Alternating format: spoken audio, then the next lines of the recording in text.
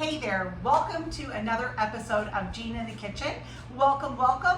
If this is your first time here, you are at For Dragonflies and Me, and I'm Jean Roman, your host. So today I am super excited. I just got my new dehydrator. This is not the first time I've had this dehydrator. I have owned two actually in the past. And when I moved and left off my farm, well, a lot of things got lost. I had to buy new canners this year, I got to buy a new pressure cooker, and I had to buy a new dehydrator. Thankfully, I still have my Victorio strainer for processing applesauce and a few other things, but this is a must-have if you are interested in drying your own herbs, fruits, vegetables.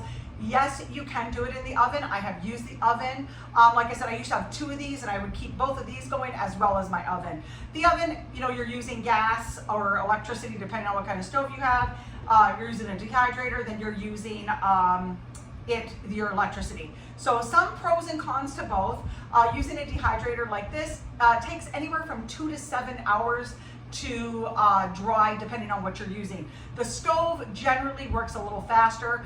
I'm going to direct you guys over to my blog at fordragonfliesandme.com at the end of this video, and give you some links to super incredible homemade spice blends, as well as some more pro tips and tricks on how to dry and using those times.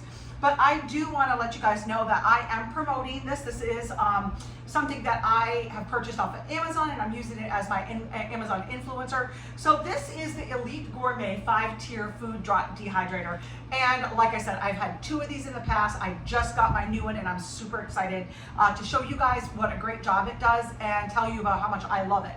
So this guide has some really good information on page 11 with the helpful hints. That is something I definitely recommend everybody using. It does have for herbs, flowers, meats, and fruits and vegetables. So this is a really comprehensive guide right here.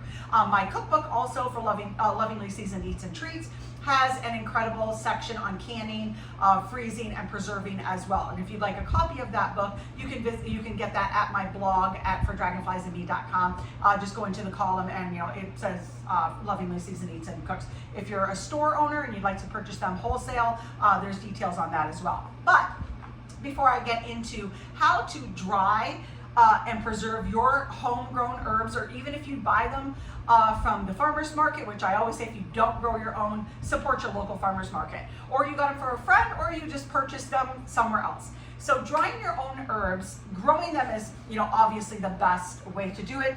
Herbs are incredibly easy to grow, whether you buy them, start them from seed on your own, or if you buy seedlings from your local greenhouse, nursery, or your local farmer's market. Super easy.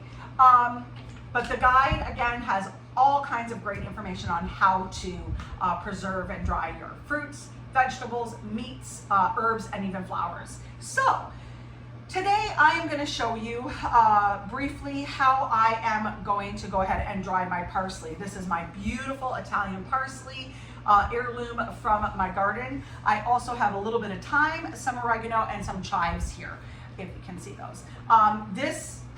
This is why I had two before and used my oven, because you can only get so much on one of these. But if you're only drying a little bit for yourself, then that's fine. But these are actually really reasonably priced on Amazon as well. So one thing in the guide, it does say to not remove the stems.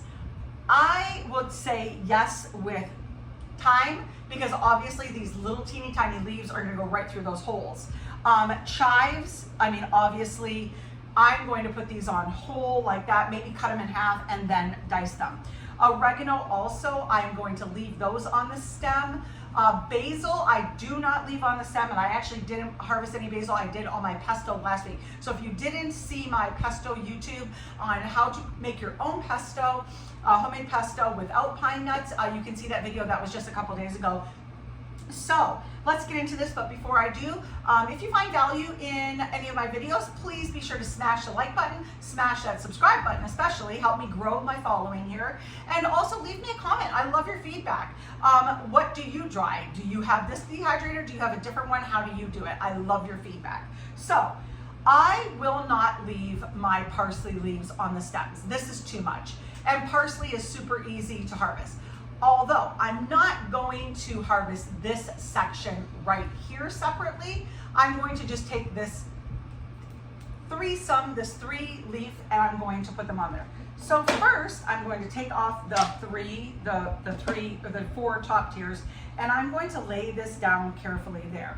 You don't want to overlap. That is one key that you want to remember when you're drying your herbs, is you don't want to overlap them. You want to make sure that there is proper ventilation around each of the leaves, and so that's what I'm doing.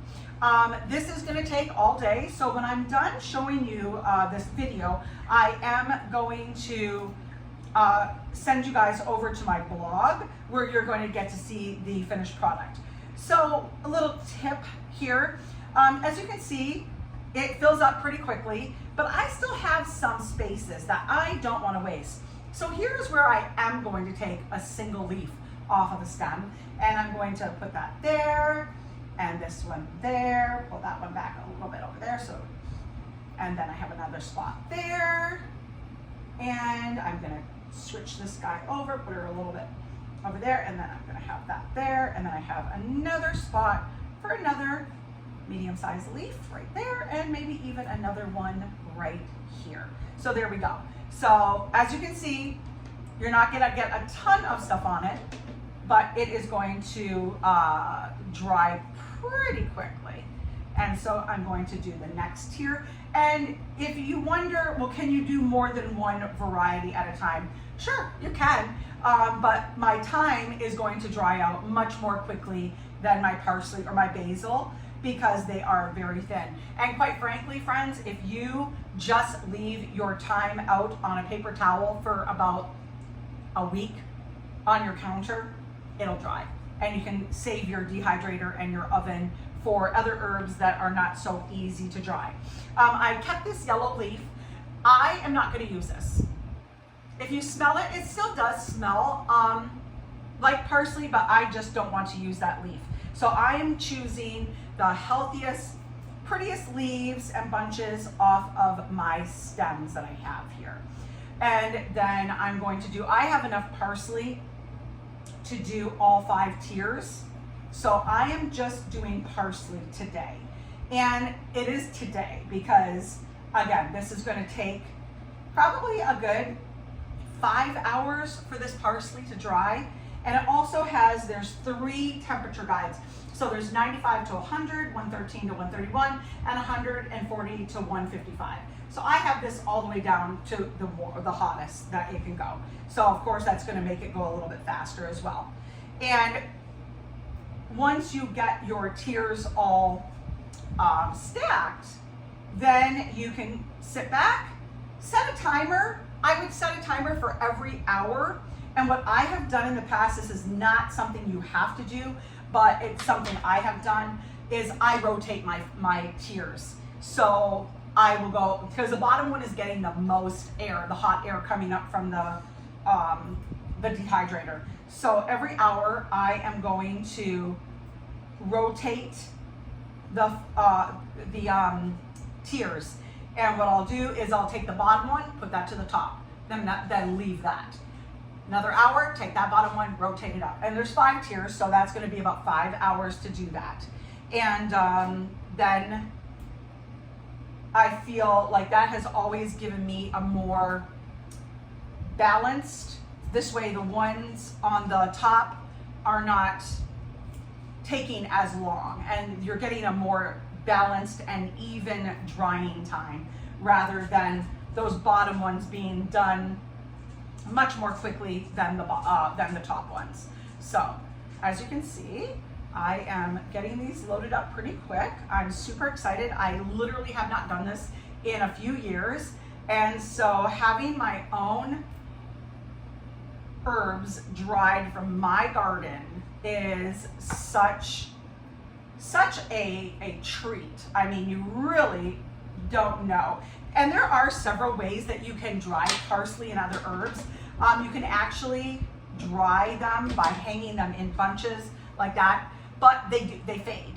And so what I have done in the past is with parsley, I don't do that with parsley. And if you're a Michigander, and you have ever been to Greenfield Village and you see the, if you go over to the one farm, and I can't think of the name of it right now, we're actually planning a day trip there for my birthday in August, and they actually show you how they are drying herbs in a manner of which I was just explaining to you. So you may ask, is there a better way to place them down? Face up, face down, it doesn't matter, as long as you are being sure not to overlap the leaves, then you should be fine. And again, just making sure, oh, somebody's at the door, Frank is barking. So if you hear Frank, that's why. So I actually have that done, so I am going to wrap it up here. So as I always say, I am super excited to be able to share this video with you guys. And drying your herbs is super easy. When you are, be sure to check out the description the links in the description below, to where I will give you recipes on how to make your own spice blends, including your own chili powder, your own Italian seasoning mix. But this is an incredible way for you to make your own, dry your own herbs. And believe me, friends, if you purchase herbs, if you cook with herbs, you know how expensive herbs can be. And when you grow your own, it is super cheap, super reasonable. So, friends, like I always tell you guys, be sure to eat fresh, shop local, and have a happy day. And be sure to subscribe. And I'll see you later in the garden, friends. Take care. It's not off, babe. You have to turn it off.